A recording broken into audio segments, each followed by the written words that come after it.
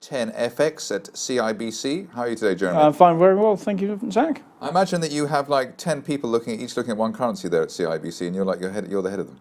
Is that how it works? That's how I'd like it to be, but it doesn't necessarily work that way. Do you do everything yourself? I do everything myself generally. Okay, so overworked and overpaid probably. Well, certainly overworked. Yes, not obviously, but not in the BBC category just yet. We don't want to do nobody can do that, can they? Really? No, they can't. No. Exactly. Heaven forbid if all institutions have to do something similar. Yes, it would be terrible. Okay, well let's move along to the real headlines in the currency markets, and we start off with hopefully with the euro, if we can. Which is supported at and around the 115 level ahead of the ECB. Are you looking for any surprises from Draghi? Would he be accidentally hawkish? Well, he could prove to be accidentally hawkish, but then again, he's already prepared the ground in terms of that speech that he gave back on the 27th at the ECB meeting or the ECB gathering in Portugal. So he's talked about reflation rather than deflation. He's talked about temporary inflationary headwinds, which the central bank are prepared to look through. So he's really prepared the ground for policy change, but I don't think necessarily he wants to really produce or extend that now that we're into late July, we're into we're into relatively liquid summer markets, and I don't think he'd want to really amplify the move that we're already seeing in the euro, which is already something in the region of 3% higher against the US dollar since he made that speech. So monetary conditions have already tightened. So in effect, he's already de facto tightening policy. So I don't think he would necessarily want to push that forward at this particular juncture. He's taking a bit of a slap as well, given that he wants the euro to be weaker rather than stronger. Well, it depends on where you are in the eurozone, of course, because of course the hawks on the ECB Governing Council would argue that the ECB have been too lax in terms of the policy reversal, and they would argue, no doubt, that the euro is part of that, and it is also too low. So, the Weidmans of this world and Lautenschläger would argue, nevertheless, that the ECB should be moving a little bit faster. And I think it's fascinating that if we don't see any change in policy today, then we roll forward until the early September meeting. And of course, that comes 2 weeks before the German election. And it will be interesting because, of course, if the ECB is going to discuss tapering its bond buying, that would play very well in Germany, where, of course, buying government bonds of other nations other than Germany doesn't play particularly well. Right, we'll just look at the chart of the euro, which is bobbing around the 115 level. A few candles there so far today, but so far holding around a 115. Next up, we've got dollar yen around the 112 level. Overnight, any surprises from the BOJ as far as you're concerned? No, we fully expected the BOJ to push back on their timing of their inflation target. So this is the 6th time that they've been forced to do that. So they are now talking about the end of fiscal year 19, which actually is, of course, March 2020. So that's almost another 3 years before they're likely to meet their inflation target.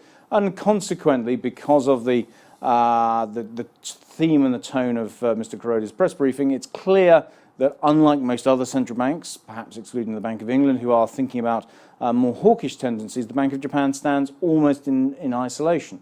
So policy is going to remain very much on the easy wavelength through until, at the very least, Mr. Kuroda's tenure ends at the BOJ, and that's, of course, in April 2018.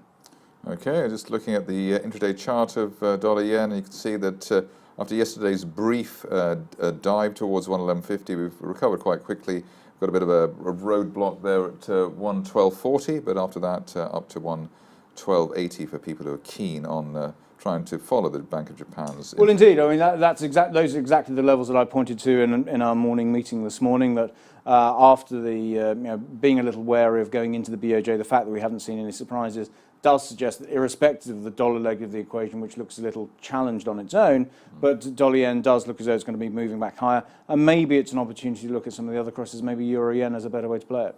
Okay, pound dollar has big support at 130, but there was a little pushback below that on the retail sales numbers, which are rather better than expected. You would have thought that people had better things to do than rush around in shopping malls.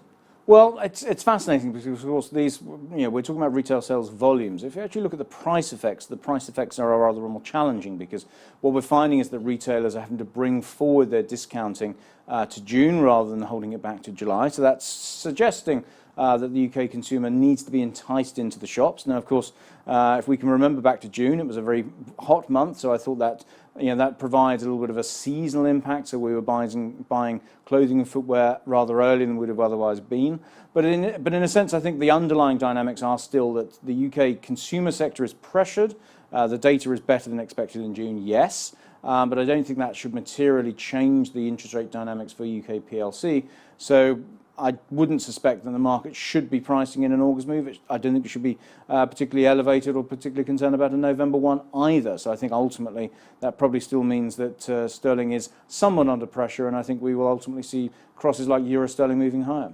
Interesting, but just as we speak, I mean, it's lost 20, 30 points. Clearly, people shorting on the basis of what you're saying. But on the chart, we got 129. What's 30, 40 is the next level down?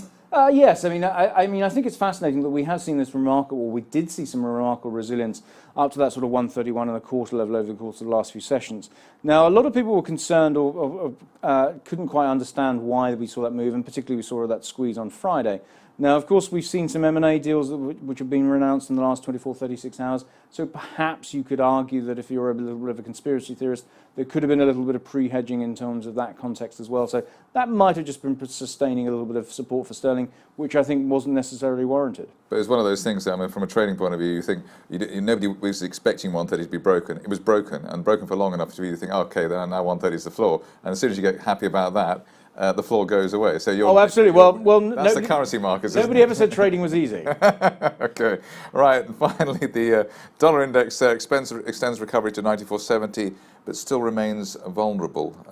Very vulnerable, or partially vulnerable? Well, it's as vulnerable as perhaps looking at. I think we need to also be a little bit of an expert on the bond markets, because I think that's going to be the defining factor. So we're in a Fed blackout period now, so we're not going to get any additional chatter from the Fed. So we're watching for the data, and of course that data is of a relatively low level caliber over the course of the next few sessions. But clearly, if we were to see further pressure on bond yields, so US yields continuing to drift lower, sort of down towards the 225 level, then that DXY recovery will prove to be rather temporary, and I think we'll be finding ourselves back towards the sort of 94 figure, 94.10 area. So yes, we can see a little bit of a DXY rebound. You can argue that the index was a little bit oversold, but I think unless we see US yields starting to move back higher, I think people will start to use any rallies as an opportunity to fade that move and start to sell it again. Well, speaking of that, we're around 95 at the moment. We've got resistance up to 95.30 that you can see there, but probably surprised people a little bit. They're probably rather too bearish on the dollar, weren't they? Going to we've had people rushing from one side of the boat to the other over the course of the last 6 months. So people suddenly become irrationally bullish on the dollar at the beginning of the year, as the fiscal reflation story was really the only game in town. Now we've actually seen increased pessimism regarding the political dynamics in the US and that fiscal retrenchment, the reflation story. And we've obviously seen the Fed just rowing back a little bit in terms of the implication in terms of monetary policy strategy. So the pricing of that December hike has started to dissipate. And so we've suddenly gone from irrational bullishness to irrational pessimism.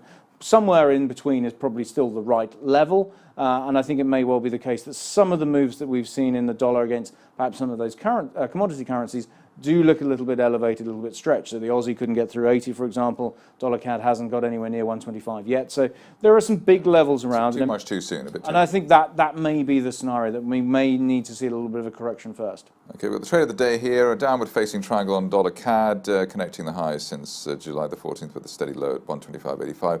Currently testing the higher end of the triangle, as a break and close above it will render the formation mute. Oil prices might be coming to play once again on the pair, but only to a small extent. Sell dollar Canadian from 126.15, take profit at 125.85, stop loss 126.30, risk reward ratio at 2. Is that something that you would be able to consider, Mr. Stretch? Well, I think the 125.80 area, I think, is an interesting one, because we've stopped around there in the last two sessions. So I think to suggest that we should power through that on the downside, I think is a little challenging. So I think, certainly looking at the sort of the take profit level, that makes sense to me.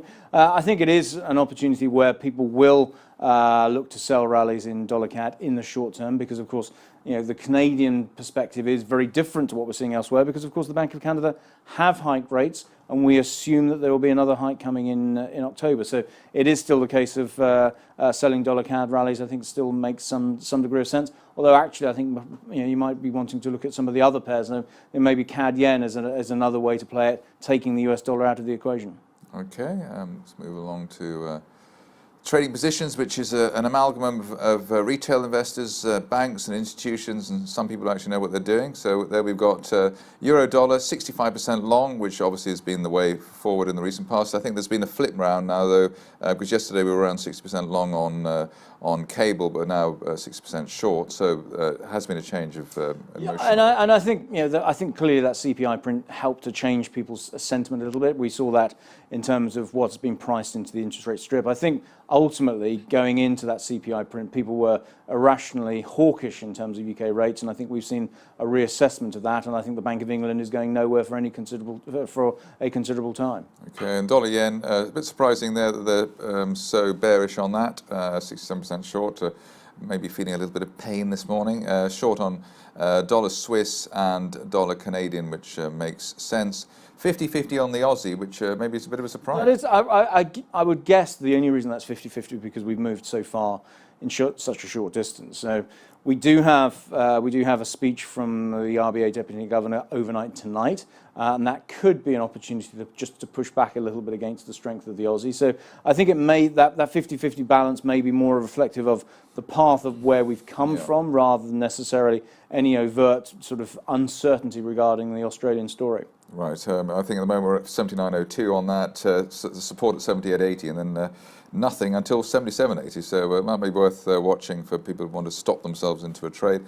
Euro dollar that's the direction that I've permanently on. So I'm very happy. That's probably the only time I've seen that in the last 6 months.